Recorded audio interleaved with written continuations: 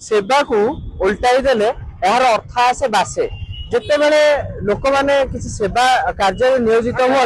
प्रकृत से सेवा कार्य केते आनंद मिलता है ताहा परिकल्पना करने सहज कथा नुह मुझे कथा कहबार उद्देश्य हूँ पछे जिते लंबा लाइन देखुं जिते लंबा लोक समस्ते खाद्य खाऊं बर्तमान जिते पर्यंत कैमेरा लेंस पाउची एवं आखि पाउची से पर्यंत आप जो लाइन देखुं ये लाइन हूँ लोक मैंने प्रसाद सेवन कर कहीं आज एथे प्रसाद सेवन कहीं ना ये जो लाइन अच्छी गतकाली कटक काली पूजा भसाणी थिला एवं भसाणी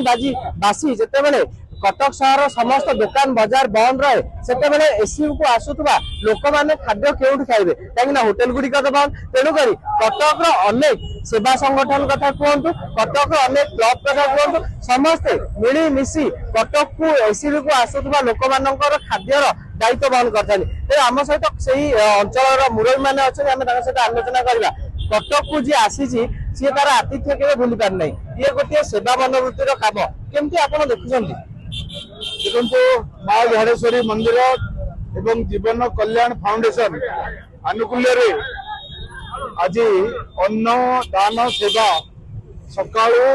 राति जाए चलो बोली निष्पत्ति गतकाली अमावास्या थिला अमावास्या परदिन आज समस्त दुकान बजार बंद होटेल बंद मेडिकल को जो हजार हजार गरीब पीड़िता मैंने आसुचंती अभिभावक मैंने आसुचंती कौन व्यवस्था न कारण गोटे महत् कार्यर योजना कर निरंतर कर सेवा कार्य कर आनंद भी पाँच कारण आम भारत सेवा द्वारा ही भारतर जागरण समृद्ध हो पार से विश्वास कटकिया अच्छी कल्याण फाउंडेशन तरफ सेवा कार्य चलती भाव में सेवा कार्य करुवा व्यक्ति आनंदित और सेवा पाउथुवा लोक आहरी आनंदित अच्छी कर्मकर्ता अच्छा अच्छा पाखापाखि केते लोक आज खाद्य जो प्रसाद रही बंटन व्यवस्था रही प्राय सका 11 आरंभ है राति जाए चलो प्राय आमर 5000 लोक टार्गेट अच्छा खायापी भात डालमा खटा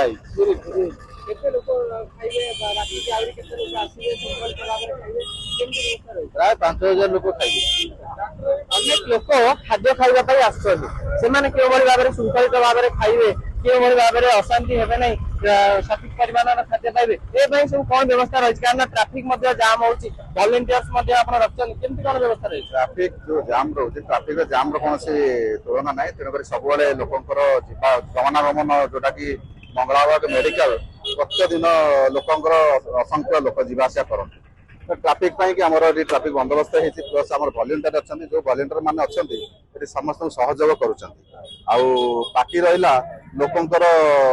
आकलन कर आरेंजमेंट करवाटा लोक आरेंजमेंट आम विगत 11 वर्ष है कर 11 वर्ष भितर लोक मान चिंता करूँ खाद्यटा को आम पेट भोकिला खाद्य दौर लोक भोकिला खाद्य दौर तेणुक भोकिला को आम योजना करूँ प्रत्येक वर्ष भली ए वर्ष किसी उन्नत धरण सब वर्ष करने उद्यम आज पर्यटन चली आसी माँ का आशीर्वाद जीवन कल्याण फाउंडेशन तरफ आम जो योजना करें कटकवासी मंगलाबाग जो मंगलाबाग समिति अच्छी दुर्गागर वर्ष को गोटे दिन बंद रुहे ये जो गोटे दिन बंद रुहे असंख्य लोक ये बाहर जो मैंने आसुंच रोगी संपर्क लोक से चाहिए भी कौन प्रकार सहयोग कर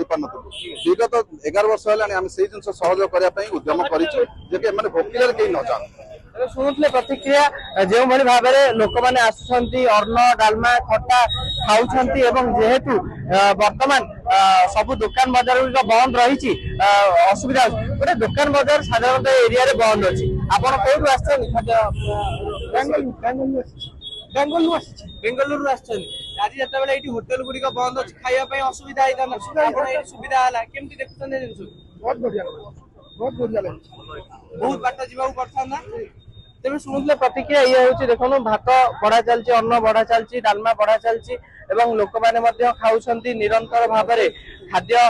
ବଣ୍ଟା ଚାଲିଛି ପାଖାପାଖି 10,000 ଲୋକଙ୍କ ପାଇଁ ଖାଦ୍ୟର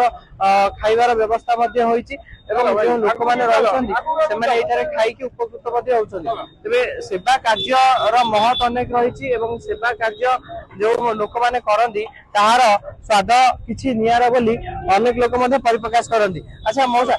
ଆଜି ସବୁଆଡେ ହୋଟେଲ ବନ୍ଦ ଏଇଠି ଆପଣ ଖାଦ୍ୟ ଖାଉଛନ୍ତି କେତେ ଆପଣ ଲାଗୁଛି ସାଟିସ୍ଫାକ୍ସନ ଲାଗୁଛି କାହିଁକି ନା ବନ୍ଦ ସବୁଆଡେ ଭଲ ଲାଗୁଛି ଭଲ ଲାଗୁଛି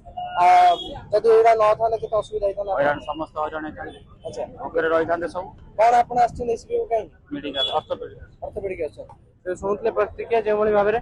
ଆପଣ କଣ କହିବେ ଯେଉଁଭଳି ଭାବରେ ଖାଦ୍ୟ ବଣ୍ଟା ଚାଲିଛି ନିରନ୍ତର ଭାବରେ କେମିତି ଦେଖୁଛନ୍ତି? ଆଜ୍ଞା ଦେଖନ୍ତୁ ଆମର କାମ ହଉଛି ଦିନକୁ 50,000 ଲୋକ ଏଠି କଟକ ବଡ ମେଡିକାଲକୁ ଆସୁଛନ୍ତି। ଯେହେତୁ କଟକର ଗୋଟେ ପରମ୍ପରା ରହିଯାଇଛି ବସାଣି ବାସିରେ ଏଠି ରେଷ୍ଟ ପାଇଁ ସେଥିପାଇଁ ସବୁ ଦୋକାନ ବଜାର ବନ୍ଦ ରହୁଛି। ତ ମା ଝାଡେଶ୍ୱରୀଙ୍କ କୃପାରୁ ଆଜିକି ଅବଧି ତ 11 ବର୍ଷ ହେଇଗଲାଣି ଆମେ ଏଇ ଲୋକମାନଙ୍କ ସେବାଠାରେ ସକାଳୁ ଚା ଜଳଖିଆ ଦିଆଯାଇଥିଲା ଏବେ ଖରାବେଳେ ଅନ୍ନ ଦିଆଯାଉଛି ଡାଲମା ଖଟା ସହିତ ରାତିରେ ପୁଣି ରୁଟି ତରକାରୀ ବ୍ୟବସ୍ଥା କରାଯାଇଛି। ପାଖାପାଖି 7,000 8,000 ଲୋକ ଏଠି ସମସ୍ତେ ପ୍ରସାଦ ପାଉଛନ୍ତି କାରଣ ବହୁତ ମାନେ ଲୋକ ସମସ୍ୟାରେ ଘେରାଣ ହେଇଥାନ୍ତେ। ଯେଉଁଭଳି ଭାବରେ ଆପଣ ଶୁଣୁଥିଲେ କି ଅନେକ ଲୋକଙ୍କ ପାଇଁ ଖାଦ୍ୟର ବ୍ୟବସ୍ଥା ହୋଇଛି ଏବଂ ଯେଉଁ ଲୋକମାନେ ଏସବୁକୁ ଆସୁଛନ୍ତି ନିଜର ରୋଗ ଦେଖାଇବା ପାଇଁ ସେମାନେ କେଉଁଭଳି ଭାବରେ ହଇରାଣ ନ ହେବେ ତାଙ୍କୁ କେଉଁଭଳି ଭାବରେ ସେମାନେ ଖାଦ୍ୟ ଖାଇ